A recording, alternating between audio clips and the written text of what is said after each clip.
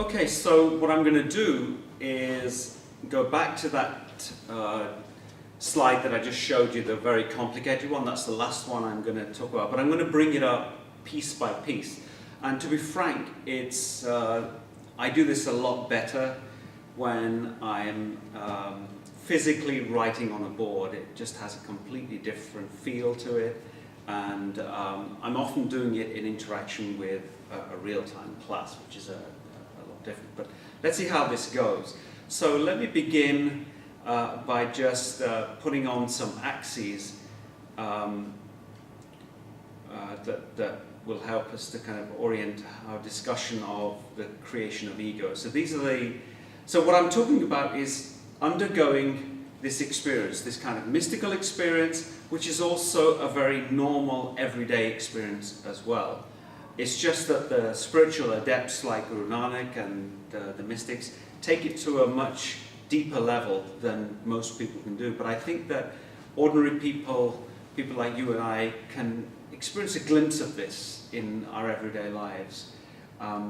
So this is the experience with the word that kills, Anhad Shabad, or incorporeal language, and the emergence of impersonal consciousness, or the emergence of the Gurmukh, the so-called transformation of ego that I was talking about. So if you look at it, the upward axis represents the development of ego, normal ego, and this axis represents the horizontal axis is the development of the self. So symbolic one is, to use Lacanian language, is the idea of acquiring ordinary language, and the acquisition of a normalized ego in the kind of a dominant social order that we all experience in the societies that we live in. So I'm going to offset that with what Lacan actually calls the real. So we have the symbolic, which he also calls the imaginary as well. So in this direction upwards, we have normal ego development. And from a Freudian, Lacanian psychoanalytic standpoint, the downward axis, the direction towards the real, would be what we regard as repression, repressing certain feelings, emotions, affect, if you like. We have to repress those in order to develop a stable ego, an ego that is shareable with other egos. Okay? And the development of that, as we develop that, we develop ego speech, which is the kind of personal consciousness of the manmukh and what we call identity. It works through the development of identity or self-sameness. And in the other direction, we have non-ego, which I've equated with silence, the void, nihil, chaos. Remember when I talked about these in relation to Guru Nanak's experience, he was, this is precisely how his experience of trance, of the trance state, would be categorized. So where are we going with this? What I'm suggesting is that, so most of us simply go in this direction. We develop a normal, personal kind of consciousness. We're all manmukhs, basically. And we live in a world where identity is our fundamental mode of relating to everything else around us. Where everything has to be the same for us, and because it's the same, our egos feel they do not feel threatened, if you like. If everything wasn't the same, if it wasn't identical, we would feel anxious. And that's where anxiety, fear kind of comes from. But what about the mystics? What the mystics are doing is struggling with that direction, with that development of personal consciousness. So what the mystic does is to push back, to resist against it.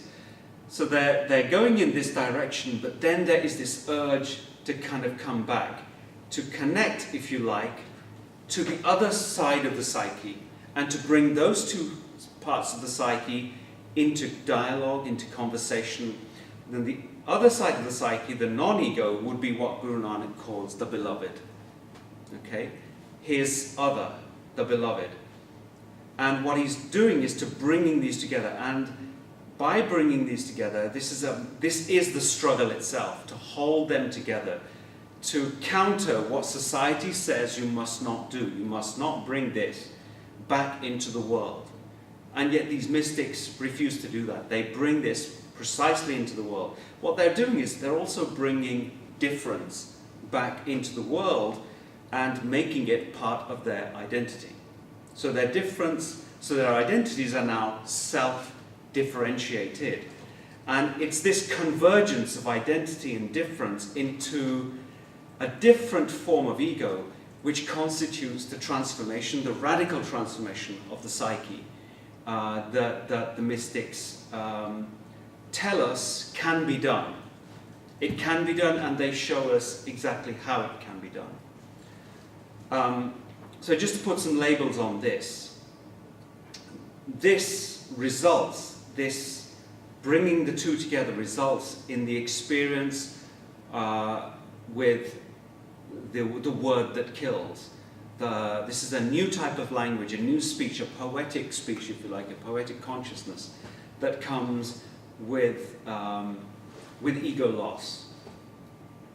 So these arrows are just giving us an indication of what is happening here. So this arrow is pushing back against ego loss.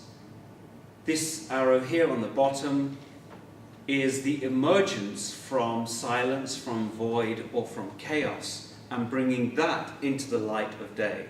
So the night and the day are kind of all converging into the space of the normal ego.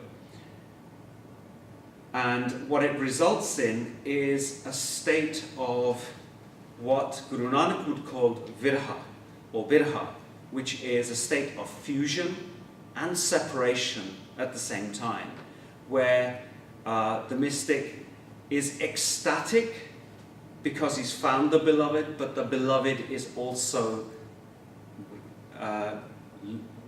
being lost, right? He's losing the beloved, or she is losing the beloved, right? So it's fusion, but loss at the same time. The two things exist. Absence and presence, if you like, exist in precisely the same moment. And that is the model that the mystic is trying to inculcate here, the model that I called self-differentiation, where the self differs from itself. And one learns to be comfortable with that differentiation. Okay? And that is, I would call that a different symbolic order, symbolic 2 I've called it, which brings about creativity, novelty. It's a newness to the world. And Guru Nanak talks about it in terms of Naam, or simply the name of the nameless, the infinite name, infinite names of God, Anhad Shabad, or the speech that renounces ego. It's effectively talking about creating newness in the world.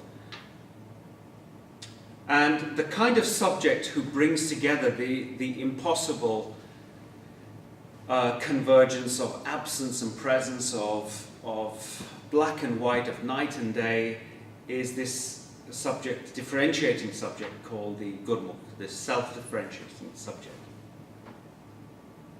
So that, in a nutshell, is what I'm trying to get across. The idea that,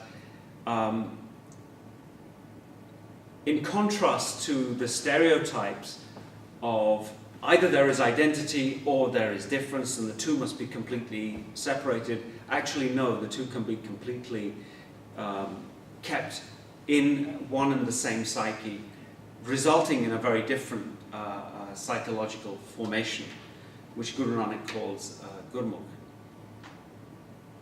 So I'm going to end there, and we're going to have a little conversation to tease out some of these ideas, and I hope that the conversation will help us a little bit.